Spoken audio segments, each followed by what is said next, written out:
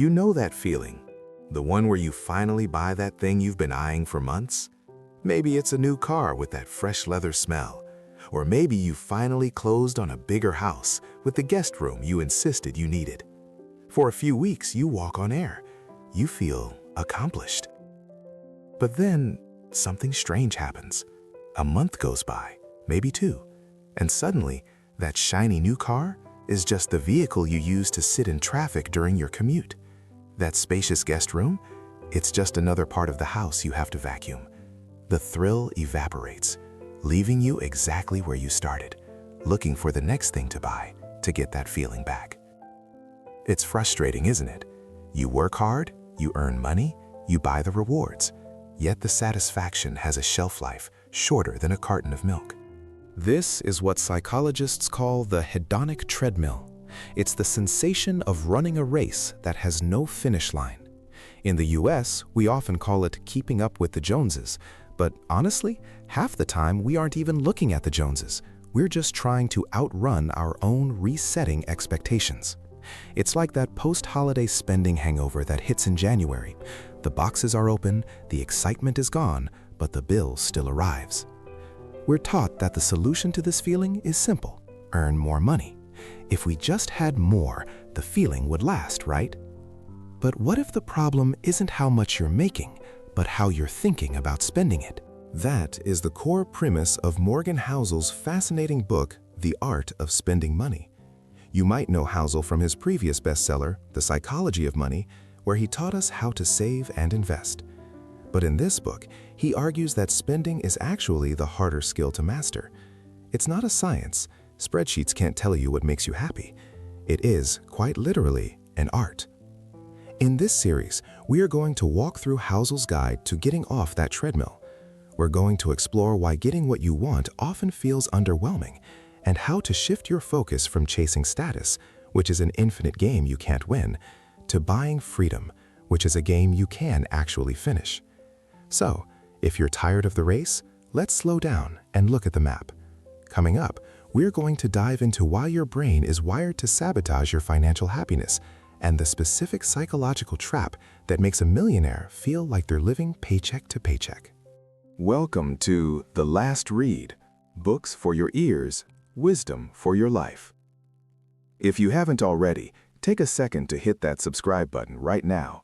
You don't want to miss out on wisdom that could literally change how you see the world. Today, we are cracking open The Art of Spending Money by Morgan Housel. Now, I want to be clear about something up front. If you came here looking for a lecture on how to create a budgeting spreadsheet or a strategy on how to clip coupons to save 50 cents on toothpaste, you are in the wrong place. This book isn't about the math of money, it is about the mind of money. Housel isn't interested in telling you what to buy. He's interested in the psychological secrets that the truly wealthy, and I mean the happily wealthy, use to stay that way. It's about understanding why we do what we do. If you want to follow along, or just want this manual for modern life on your shelf, we've put a link to buy the book right in the description. But as we peel back these layers, Housel poses a question that might just stop you in your tracks. What if the best thing you can buy isn't a thing at all? To really grasp the weight of that question, we have to look at who was asking it. Because Morgan Housel, well, he isn't your typical finance guru screaming about stock tips. No, Morgan Housel is a different breed entirely. He is a writer who cut his teeth as a columnist for the Wall Street Journal and the Motley Fool, places where the numbers usually reign supreme. But somewhere along the way, he realized that the spreadsheets didn't tell the whole story. You might know him from his previous book, The Psychology of Money. That book didn't just sell a few copies, it sold millions, becoming a global phenomenon that changed how a generation thinks about wealth. It resonated because Housel didn't talk about index funds or interest rates. He talked about us, about our ego, our pride, and the strange things we do when we get a little bit of cash in our pockets. He is, in many ways, a historian of human nature masquerading as a finance expert. Housel is a master of behavioral finance. He uses history and psychology to explain that money isn't just a store of value, it's a conduit for our emotions. And in The Art of Spending Money, he turns that sharp lens toward the output side of the equation. He argues that while we obsess over earning money to gain control of our time, we often spend it to gain something else entirely: respect. And this brings us to a concept that Housel calls the man in the car paradox. It's a situation we have all witnessed, perhaps even participated in. You see a luxury car pass you on the highway, shining, expensive, demanding attention, and you assume you know the story of the driver. But do we? Housel suggests that what we see and what we think we see are two very different things. So, let's unpack that. The man in the car paradox. It's a concept that hits you like a ton of bricks once you really see it, because it's something we are all guilty of. Housel writes about his time working as a valet in his younger years. He spent his days parking Ferraris, Lamborghinis, Rolls-Royces, the kind of cars that stop traffic. And he admits that whenever one of these engineering marvels pulled up, he would gawk. He would picture himself behind the wheel. He would imagine the admiration he'd get driving it down the street. But here is the catch. He never looked at the driver. He didn't care who the driver was. He didn't admire the driver. He was just using the driver's car as a prop for his own fantasy. And that is the paradox. When you see a $100,000 luxury SUV rolling through a nice suburb, maybe a shiny black Escalade or a Range Rover, you rarely think, wow, the guy driving that car is so cool. I bet he's smart and interesting. No, you think, if I had that car, people would think I'm cool. We spend money to gain respect and admiration from others. That is the biological drive behind social signaling. We want to signal to the tribe that we have made it, that we are successful, that we matter. But the irony, and it is a painful irony, is that spending money on flashy things is actually the fastest way to lose the respect you are craving. Why?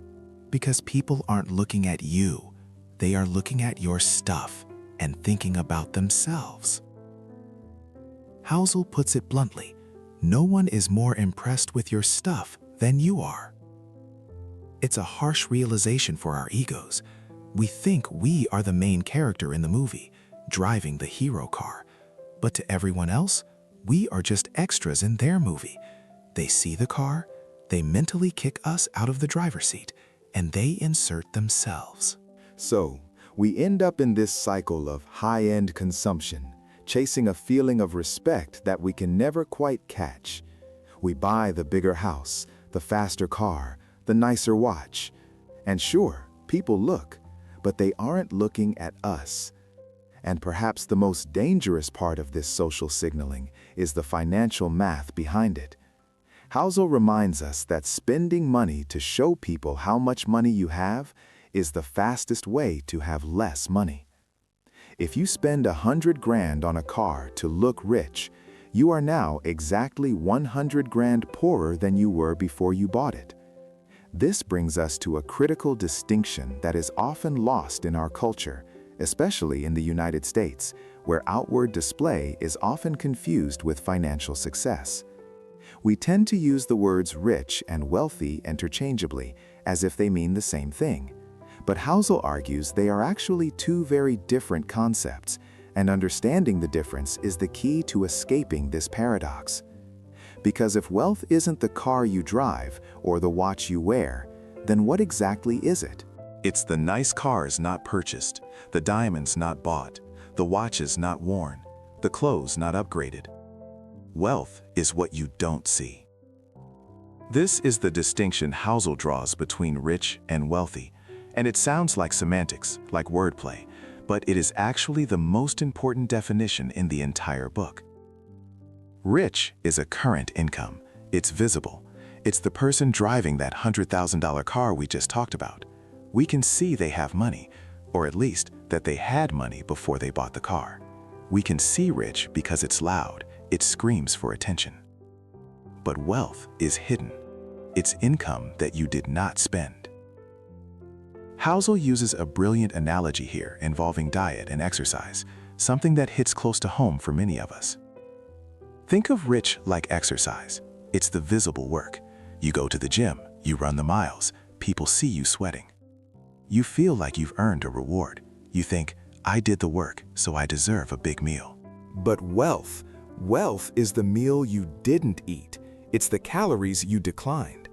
You can't see the burger someone didn't eat. You can't see the restraint.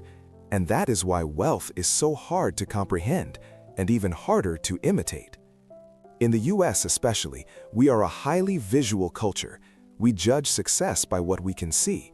We look at Instagram feeds, we look at our neighbor's driveway, and we say, that person is successful. But Housel warns us that the world is filled with people who look modest but are actually wealthy, and people who look rich who are living on the razor's edge of insolvency. We struggle with this because we learn by imitation. If you want to be a great writer, you read great books. If you want to be a great chef, you watch a master cook. But how do you imitate wealth if wealth is invisible? You can't see the bank account that's growing because someone didn't buy the Range Rover. So we imitate what we can see. We imitate the spending. We buy the stuff, thinking that the stuff is the wealth. But the truth is, most people who say they want to be a millionaire really just mean they want to spend $1 million. And those are literally opposite goals. Spending $1 million is just the fastest way to stop being a millionaire. So if wealth is just money that hasn't been spent yet, why accumulate it? What is the point of having money if you don't show it off? Well, the value of wealth isn't in the stuff you can buy with it. Its value lies in what it offers you that you can't buy at a store. It offers you options, it offers you flexibility, and most importantly, it offers you the ability to wake up in the morning and say, I can do whatever I want today. That is the hidden return on wealth. It's not about buying a better life, it's about buying your independence. And that independence, it starts to reshape how we view the currency itself. You see, once you understand that wealth is hidden, you start to ask, what is the actual point of accumulating it if I can't buy a Ferrari with it? If I can't show it to my neighbors, what is it doing for me? There is a line in the book that I think sums this up perfectly, perhaps the most important sentence in the entire text. The author writes that controlling your time is the highest dividend money pays. Now, think about that word, dividend. We usually associate dividends with the stock market. You buy a share of Coca-Cola, and every quarter they send you a check. It's tangible, it's cash. But the author is suggesting that the real return on investment isn't a check in the mail. It's a Tuesday afternoon that belongs to you. We tend to think of financial freedom as this grand cinematic finale, retiring at 40 to sail around the Mediterranean on a yacht. But that's the extreme. That is the Hollywood version. The practical value of money, the reason you save it instead of spending it, is much smaller and much more frequent. It's the ability to look at a boss who is treating you poorly and knowing you can walk away because you have 6 months of expenses sitting in the bank. It offers you the power to say no.